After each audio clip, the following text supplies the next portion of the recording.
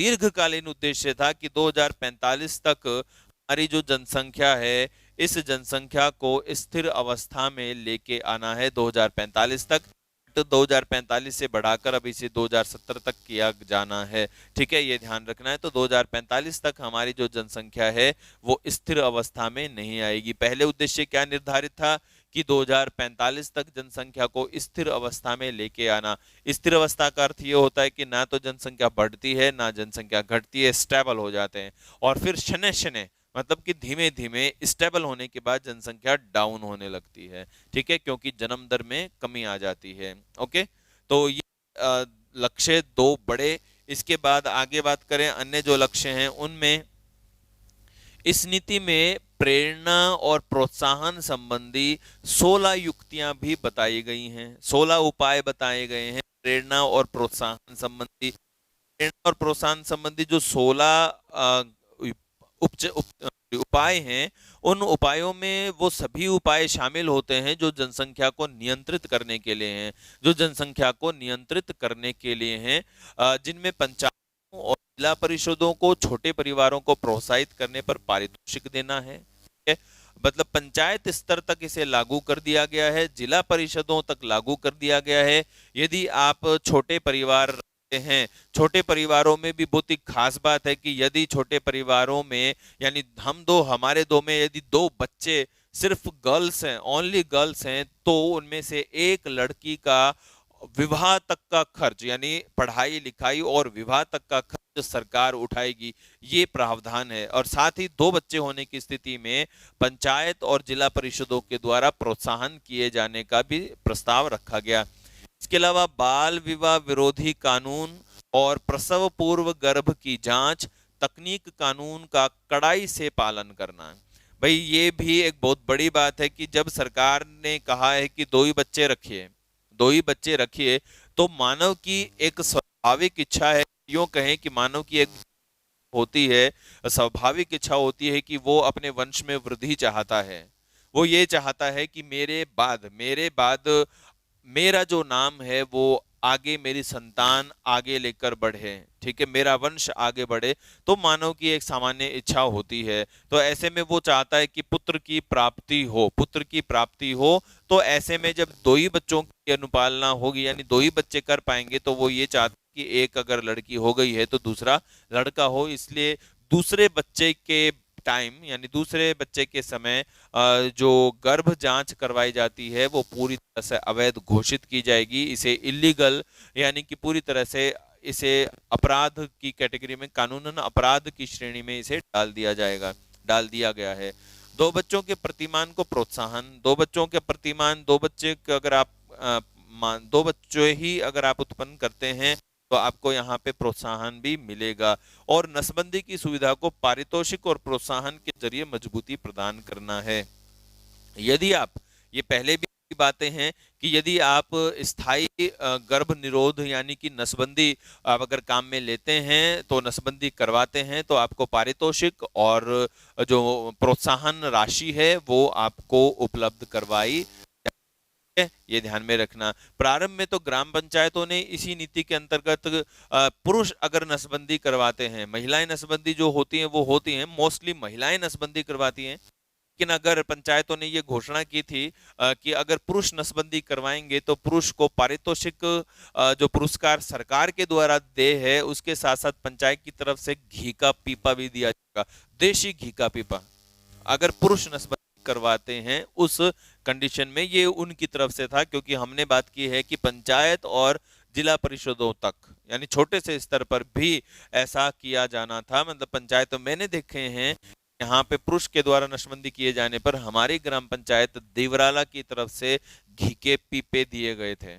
ठीक है, ये ध्यान रखना है। तो यहाँ पे आगे प्रोत्साहन के जरिए मजबूती प्रदान करना है, उन्हें ज्ञान करवाना है। मतलब ऐसे कहते हैं कि पुरुष नसबंदी के बजाय स्त्री नसबंदी पर ज्यादा जोर दिया जाता है, ज्यादा बल दिया जाता है, जो कि एक सामान्य जो टांका है, उस चीरा है, छोटे से चीरे के माध्यम से, दूरबीन के माध्यम से हो जाती है।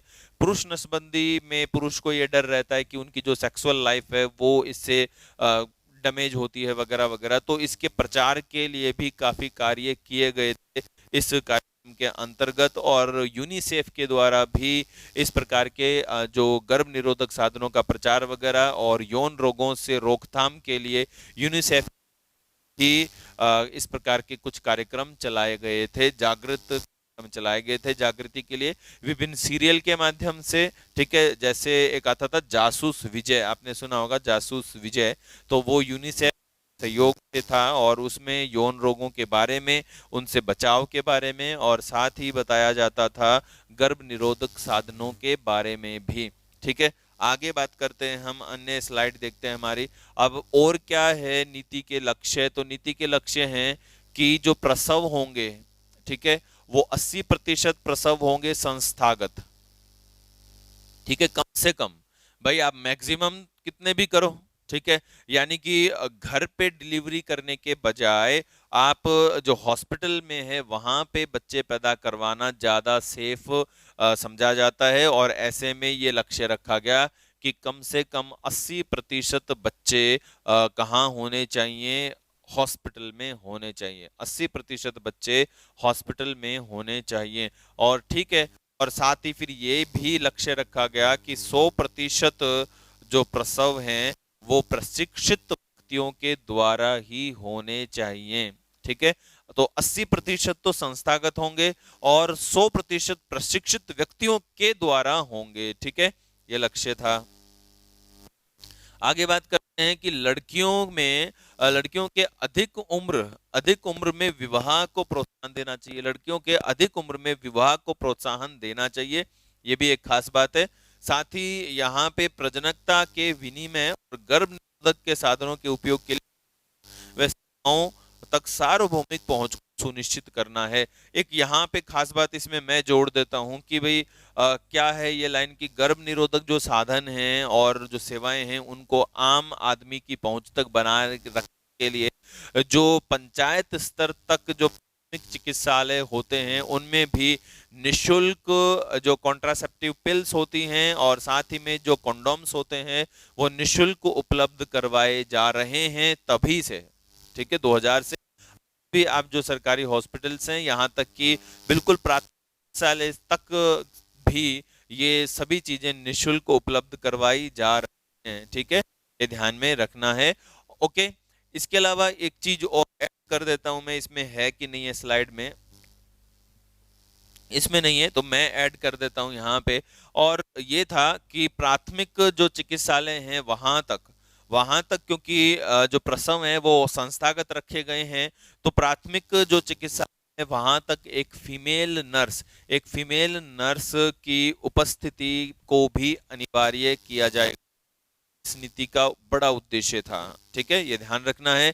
इसके अलावा ये जो जनसंख्या जो शिक्षा है इसको यहाँ पे भी शामिल किया गया था कि जनसंख्या शिक्षा को सामान्य शिक्षा में शामिल किया जाए। साथ ही ये जो यौन रोग होते हैं इनको भी, और जो किशोरावस्था से लेके विवाह तक की जो आयु है इसके संबंध में जो भ्रांतियां होती हैं इनको दूर करने से संबंधित जो सिलेबस है यानी जो तथ्य हैं उनको सामान्य पाठ्यक्रम में शामिल किया जाएगा। ठीक है, आगे बात करते हैं हम इसमें राष्ट्रीय जनसंख्या आयोग की अगर हम बात करते हैं तो ये 11 मई 2000 में राष्ट्रीय जनसंख्या आयोग का गठन किया गया और इस राष्ट्रीय जनसंख्या आयोग के अध्यक्ष होते हैं प्रधानमंत्री। देखो क्या होता है कि आयोग के पास राष्ट्रीय जनसंख्या नीति के क्रियान्वयन से संबंधित समीक्षा करने, निगरानी करने, उसे निर्देश देने, स्वास्थ्य संबंधी शैक्षणिक और विकास कार्यक्रमों में सक्रियता को बढ़ावा देने के विशेष प्रावधान होते हैं। ठीक है, ये ध्यान रखना है। इसके अलावा the National Population Stabilisation Fund, राष्ट्रीय जनसंख्या स्थिरता कोष की भी स्थापना की गई है।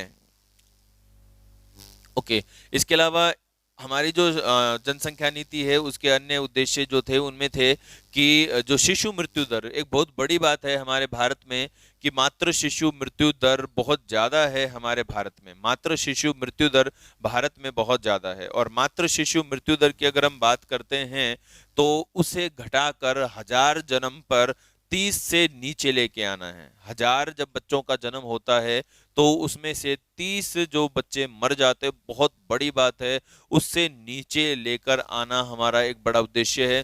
साथ ही मातृ मृत्यु दर को भी कम करके आना है, और अ, 1 लाख प्रति 1 लाख जीवित जन्म 100 से नीचे तक लाना है। मतलब अभी 1 लाख जो महिलाएं होती हैं, उनमें से प्रसव के दौरान 1 लाख महिलाओं के प्रसव के दौरान करीब 200 के आसपास महिलाओं की डेथ होती थी पूर्व में, उसे 100 से नीचे लेके आना है। ठीक है, इसके अलावा गर्भधारण, यानी गर्भधारण पंजीकरण होगा, विवाह पंजीकरण होगा, वो अनिवार्य कर दिया। यदि आपकी शादी होती है तो आपको पंजीकरण करवाना होगा, यदि आपका गर्भधारण होता है तो उसका भी पंजीकरण अनिवार्य किया गया है। ठीक है, ये ध्यान में रखना है। इसके अलावा फिर अब आ जाता है हमारा मोस्ट इम्पोर्टेंट टॉपिक है एक और, जनसंख्या वितरण को प्रभावित करने वाले कारक। जनसंख्या वितरण को प्रभावित करने वाले कारकों में कुछ तो होते हैं भौगोलिक कारक, कुछ होते हैं भौतिक कारक। ठीक है, तो सबसे पहले भौगोलिक कारक। भौगोलिक कारकों की हम बात करते हैं तो जिनमें क्या होता है, जलवायु, जल की उपलब्धता, भूमि रूप और मृदा शामिल होता है। वास्तव में क्या होता है कि मानव उन स्थानों पर रहना पसंद करता है जहां की जलवायु उसके स्वास्थ्य के प्रति अनुकूल होती है, जहां पे समतल मैदान होते हैं, जहां पे जल की उपलब्धता आसान होती है, जहां पे विद्युत सप्लाई बहुत आसान होती है। वहां पे इस तरह मानव जो होता है वो क्या ज्यादा बसाव पसंद करता है। ठीक है, तो अब हम इसी तरह से जनसंख्या वितरण को प्रभावित करने वाले जो भौगोलिक कारक हैं, उनके बाद जो कारक हैं उनकी हम बात करते हैं। अच्छा, रिपीट हो गया, कोई बात नहीं है। तो भौगोलिक कारकों में जिनमें जलवायु, जल की उपलब्धता, भूमि रूप और मृदा शामिल होता है। ठीक है, इसके अलावा जनसंख्या वितरण को ये प्रभावित करते ही करते हैं।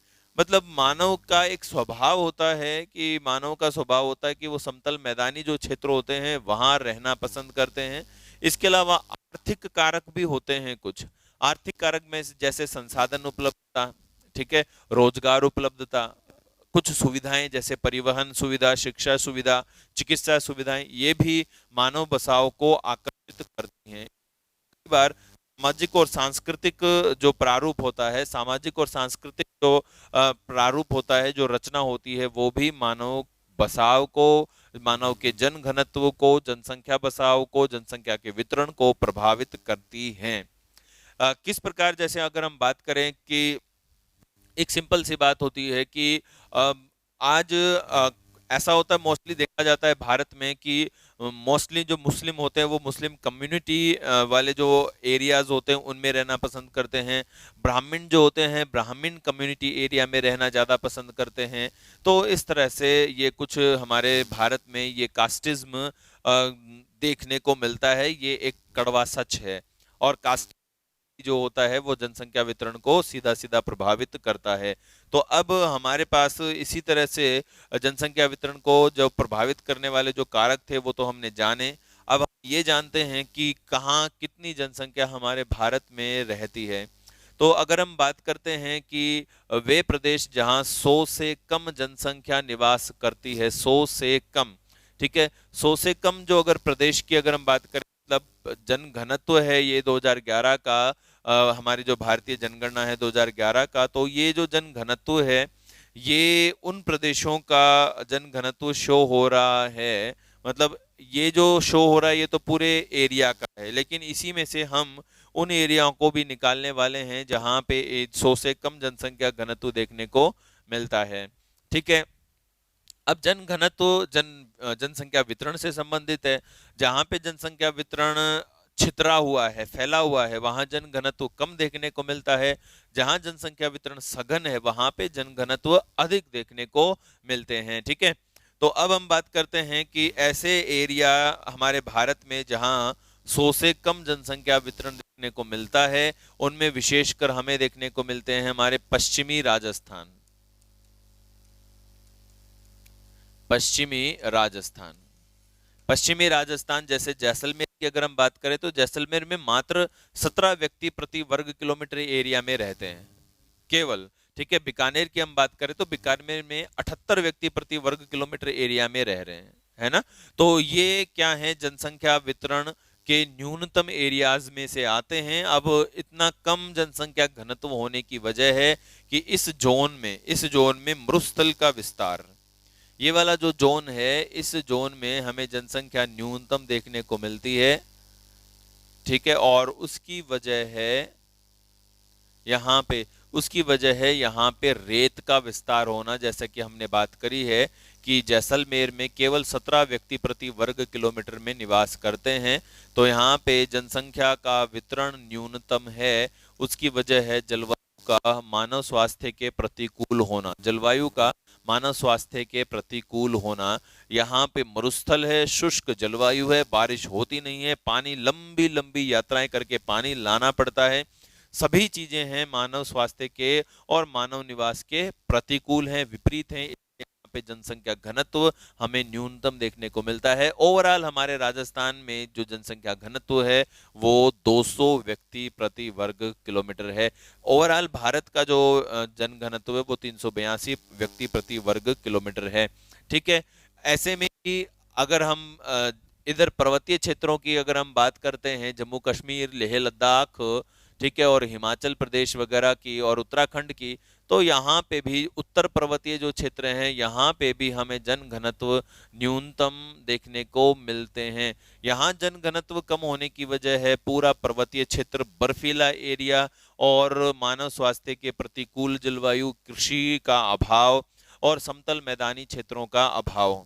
ठीक है, तो यहाँ पे जम्मू कश्मीर और लद्दाख 2011 में जम्मू कश्मीर और लद्दाख अलग अलग केंद्र शासित नहीं बने थे, तो यहाँ पे ओवरऑल जम्मू कश्मीर का जो जन घनत्व है वो 124 व्यक्ति प्रति वर्ग किमी, और हिमाचल प्रदेश का जन घनत्व 123 व्यक्ति प्रति वर्ग किमी, और उत्तराखंड का जन घनत्व 189 व्यक्ति प्रति वर्ग किमी देखने को मिलता है। ठीक है, सिक्किम की अगर बात करते हैं तो सिक्किम में मात्र 86 व्यक्ति प्रति वर्ग किमी जन घनत्व देखने को मिलता है। और इधर अरुणाचल प्रदेश में चलते हैं तो अरुणाचल प्रदेश में हमें 17 व्यक्ति प्रति वर्ग किमी जन घनत्व देखने को मिलता है। तो ये हमारे न्यूनतम जन घनत्व वाले एरियाज हो गए। न्यूनतम जन घनत्व की वजह अरुणाचल प्रदेश और भूटान में है पूरी तरह से पर्वतीय भूभाग, तो मानव पर्वतीय क्षेत्रों पे कम रहना पसंद करते हैं और मैदानी क्षेत्रों में वो अधिक रहना पसंद करते हैं। जैसे अगर हम जस्ट नीचे हिमालय के नीचे अगर हम बात करते हैं तो देख पा रहे हैं कि ये वो प्रदेश हैं जो उत्तर का विशाल मैदान का निर्माण करते हैं, और यहाँ पर हमारे भारत का सबसे ज्यादा जन घनत्व देखने को मिलता है। बिहार जो है वो सर्वाधिक जन घनत्व वाला राज्य है। ठीक है, अब यहाँ पे हमें जैसे पंजाब में देखने को मिल 551 है, फिर 573 है, उत्तर प्रदेश में 828, 102 बिहार में है, 1029 वेस्ट बंगाल में है। तो यहाँ ये जनसंख्या सबसे ज्यादा यहाँ देखने को मिल रही है। अब जनसंख्या यहाँ ज्यादा होने का क्या कारण है? उत्तर का विशाल मैदान। यहाँ जनसंख्या के सबसे ज्यादा होने की वजह है उत्तर का विशाल मैदान। अब उत्तर का विशाल मैदान जो है वो हमें यहाँ देखने को मिल रहा है क्या? पूरी तरह से मानव स्वास्थ्य के अनुकूल जलवायु, और साथ ही यहाँ देखने को मिलता है पूरी तरह से उपजाऊ मृदा, कृषि युक्त उपजाऊ मृदा, साथ ही नदियों का बहाव क्षेत्र और नहरी सिंचाई के लिए पूरी सुविधाएं यहाँ देखने को मिलती हैं। और बस इसीलिए उत्तर का विशाल मैदान हमारे भारत का सर्वाधिक जनघनत्व वाला प्रदेश है। इसी तरह से तमिलनाडु और केरल, जहाँ पे कावेरी नदी का बहाव क्षेत्र है, यहाँ पे भी हमें जन घनत्व अधिक देखने को मिलता है। यहाँ का जन घनत्व करीब 500 से अधिक रहता है, 500 व्यक्ति प्रति वर्ग किमी से अधिक है तमिलनाडु और केरल का जन घनत्व। तमिलनाडु का करीब 555 है और केरल का करीब 860 व्यक्ति प्रति वर्ग किमी घनत्व आ जाता है। तो यहाँ पे जन घनत्व अधिक होने की वजह, जनसंख्या वितरण अधिक होने की वजह है यहाँ पे एक तो कावेरी नदी का उपजाऊ मैदान काफी प्रसिद्ध है चावल उत्पादन के लिए। इसके अलावा यहाँ जो सागर तटवर्ती क्षेत्र हैं और बड़े जो बंदरगाह हैं, कई बार व्यापारिक जो प्रतिष्ठान होते हैं या व्यापारिक परिवहन मार्ग वगैरह जो होते हैं वो भी जनसंख्या बसाव को आकर्षित करते हैं। तो यहाँ पे बड़े जो बंदरगाह हैं, बड़े बंदरगाह क्या करते हैं, जनसंख्या वितरण को आकर्षित करते हैं। ओके, फिर आ जाते हैं हम मध्यवर्ती जो जोन है हमारे, इन मध्यवर्ती जोन में जैसे हमारे राजस्थान का शेष भाग है, इसके अलावा मध्य प्रदेश है, फिर छत्तीसगढ़ वगैरह, और ये जो मध्यवर्ती भारत शेष रह गया, प्रायद्वीपीय पठार जिसको हम कहते हैं, ये वाला जो पोर्शन रह गया, ठीक है। यहाँ पे कहीं कहीं जनसंख्या घनत्व 300 से अधिक है, और कहीं कहीं जनसंख्या घनत्व 400 से भी अधिक है। जैसे झारखंड की अगर हम बात करते हैं तो जनसंख्या घनत्व 400 से अधिक मिलता है, ठीक है। अब जनसंख्या घनत्व होने की का सीधा सीधा कारण है छोटा नागपुर के पठार का खाद्यान्न नहीं सॉरी खनिज संसाधन से परिपूर्ण एरिया। खनिज संसाधन से परिपूर्ण एरिया यहाँ पे काफी उपजाऊ काफी प्रसिद्ध क्षेत्र है खनिज उत्पादन के लिए। और इस छोटा नागपुर का पठार को हम भारत का रूर कहते हैं, ये आप जानते हैं। छोटा नागपुर का पठार भारत का रूर प्रदेश भी कहलाता है। ओके, तो ये प्रायद्वीपीय पठार पर भी जनसंख्या घनत्व अच्छा है, ठीक है। और जैसे छत्तीसगढ़ वगैरह है 189 है छत्तीसगढ़ में। यहाँ पे छत्तीसगढ़ में जनसंख्या घनत्व कम होने की वजह है कि एक तो वजह यह है कि ये छत्तीसगढ़ मध्य प्रदेश से टूटकर अलग होकर बना है, तो मोस्टली जो पॉपुलेशन है मध्य प्रदेश में रह जाती है। छत्तीसगढ़ में नक्सलवादी जो एरिया है, तो नक्सलवाद एरिया यहाँ जनसंख्या को कम आकर्षित करता है।